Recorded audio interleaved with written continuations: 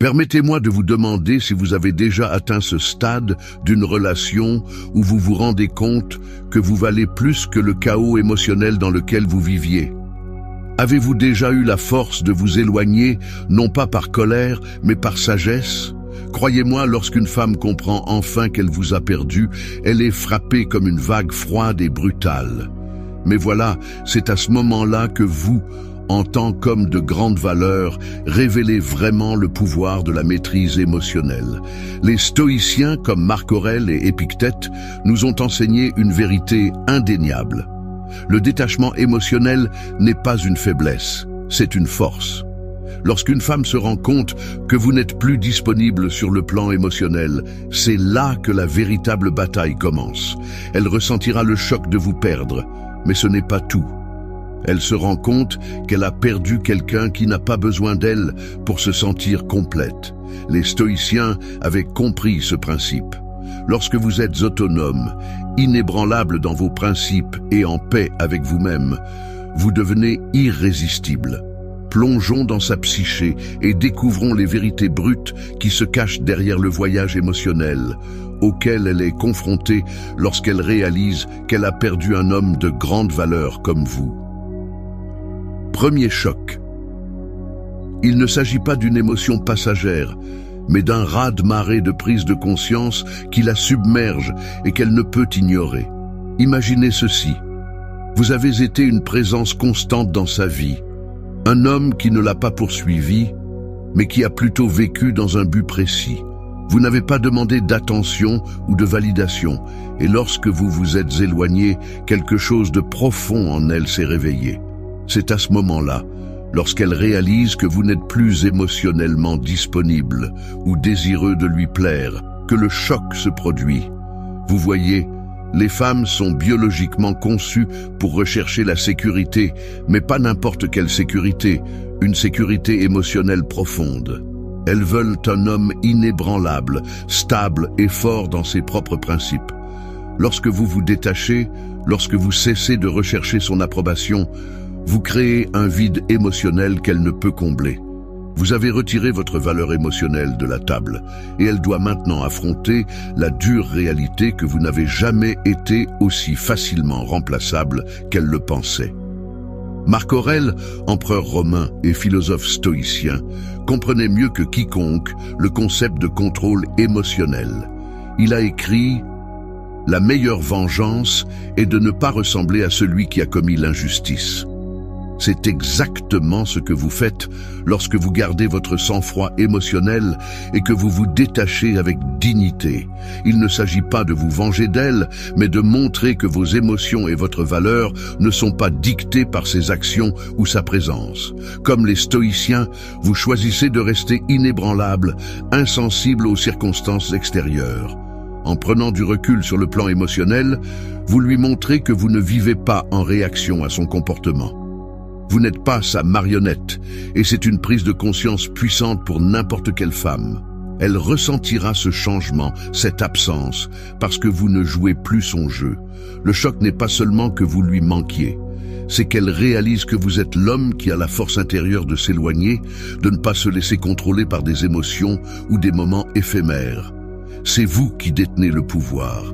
Croyez-moi, cette prise de conscience est douloureuse. Le regret et l'introspection. Elle commence à se demander pourquoi elle ne s'en est pas rendue compte plus tôt. La vérité, c'est que les femmes sont conçues pour évaluer constamment ce qui les entoure.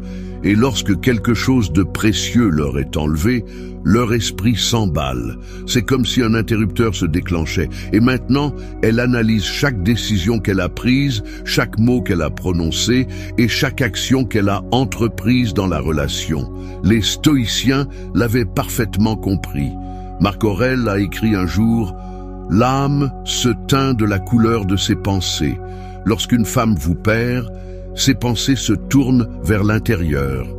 Elle commence à réfléchir à la façon dont elle vous a traité, à la raison pour laquelle elle vous a peut-être considéré comme acquis, ou à la raison pour laquelle elle ne pouvait pas voir votre valeur auparavant.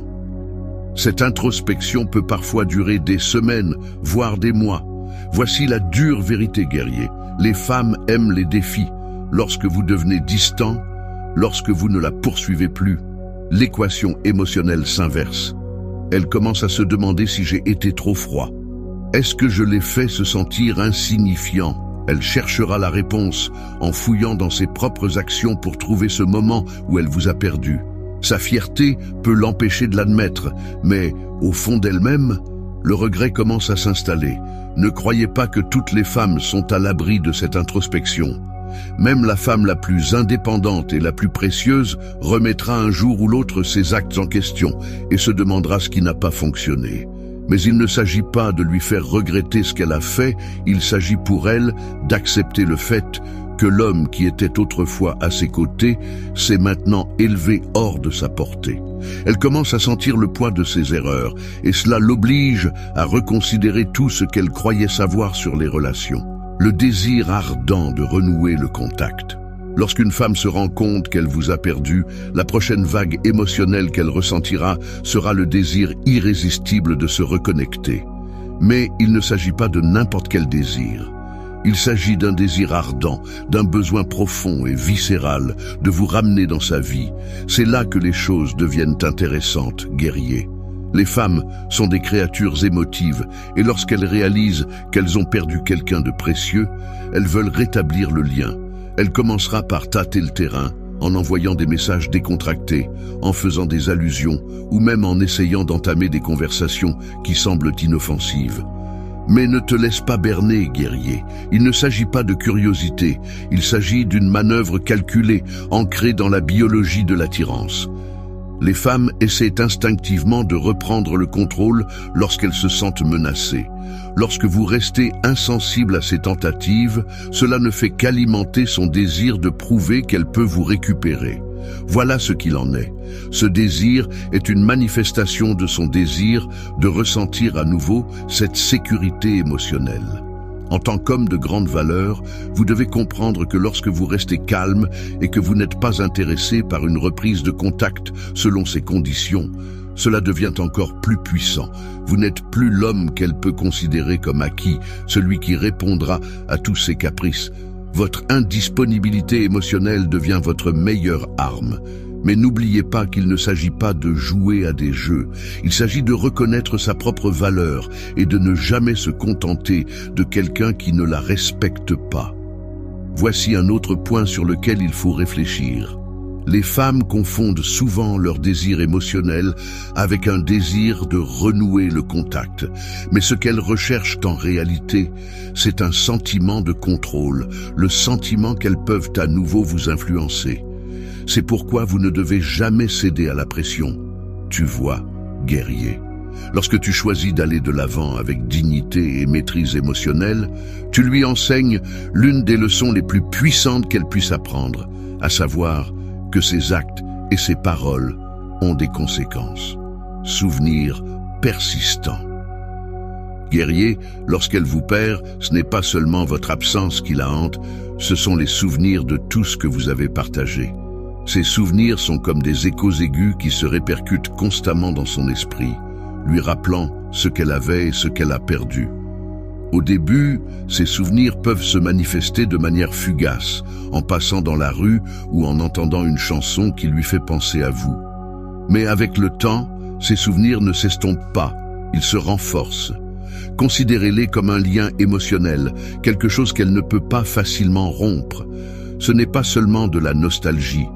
C'est la douleur de réaliser que ce qu'elle croyait être pour toujours lui a glissé entre les doigts. Croyez-moi, guerrier, c'est une dure réalité. Tout comme Épictète, le philosophe stoïcien nous a conseillé d'être indifférents aux choses qui ne sont pas en notre pouvoir. Ces souvenirs deviennent son fardeau. Au début, elle peut essayer de les repousser en se disant qu'elle va de l'avant, mais l'esprit humain ne fonctionne pas comme ça.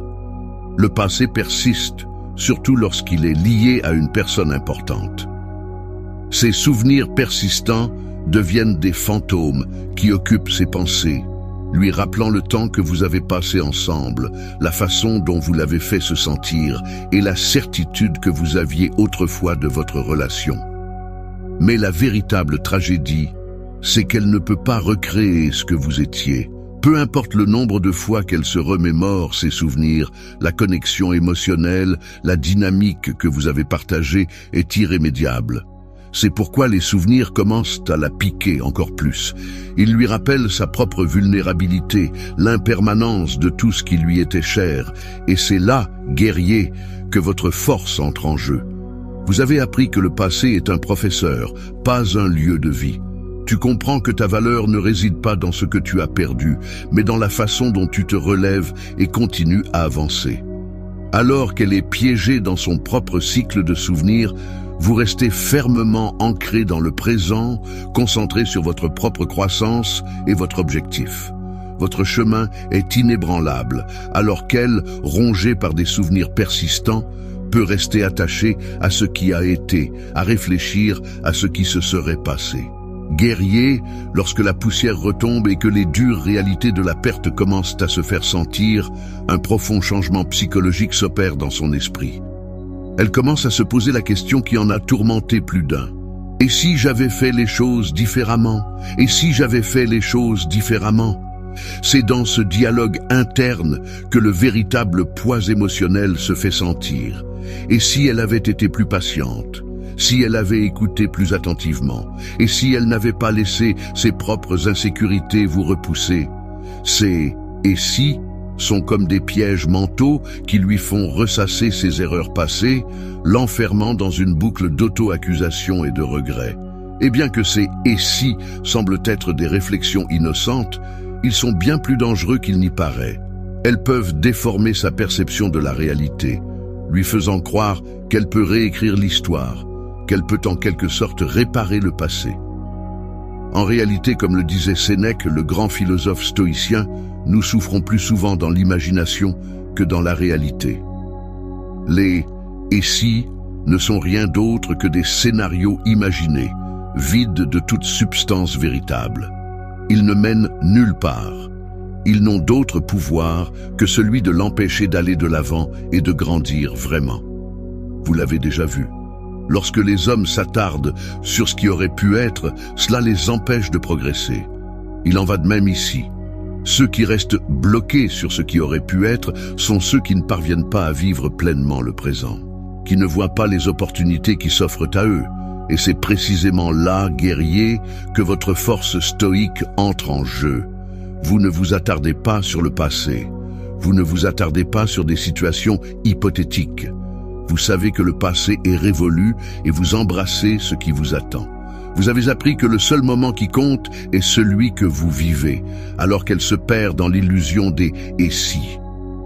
Vous allez de l'avant avec détermination, en vivant en accord avec vos valeurs et la sagesse des stoïciens, reconnaître son caractère unique. Alors que le brouillard émotionnel commence à se dissiper, elle atteint le stade final de la réalisation, comprenant que vous êtes unique, irremplaçable. Guerrier, comprends ceci. Quand tu es un homme de grande valeur, quand tu t'es construit par la discipline, la sagesse et l'intelligence émotionnelle, ton absence n'est pas quelque chose de facile à combler. Lorsqu'elle s'en rend compte, il ne s'agit pas seulement de s'ennuyer de vous à un niveau superficiel. Il s'agit de reconnaître que la connexion qu'elle avait avec vous ne ressemblait à aucune autre. Aucun autre homme ne peut lui offrir la même profondeur de compréhension, la même stabilité émotionnelle ou la même présence que vous. C'est ce qui vous différencie de tous les autres hommes qu'elle a connus. Et lorsqu'elle le reconnaît enfin, elle n'a d'autre choix que d'accepter le fait qu'elle a perdu quelque chose d'extraordinaire. Mais il ne s'agit pas seulement d'elle, il s'agit aussi de vous. Votre singularité réside dans le fait que vous avez maîtrisé l'art de vivre selon vos propres principes. Vous ne vous laissez pas influencer par des émotions passagères ou des désirs temporaires. Vous restez ferme comme le faisaient les philosophes stoïciens. Pensez à Alexandre le Grand qui a compris sa propre valeur d'une manière que les autres ne pouvaient qu'admirer de loin. Il ne s'est pas contenté de la médiocrité, et vous non plus. Vous vivez selon votre propre code. Un code qui ne se plie pas aux caprices des autres. Et ça, guerrier, c'est la reconnaissance ultime. Lorsqu'elle comprendra cette vérité, elle essaiera peut-être de vous reconquérir. Mais n'oubliez pas que votre singularité ne se négocie pas. Vous êtes le prix et elle doit apprendre, tout comme vous, à vivre avec les conséquences de ses actes. Comme le conseillait Marc Aurèle, ne perdez pas de temps avec ce que vous ne pouvez pas contrôler.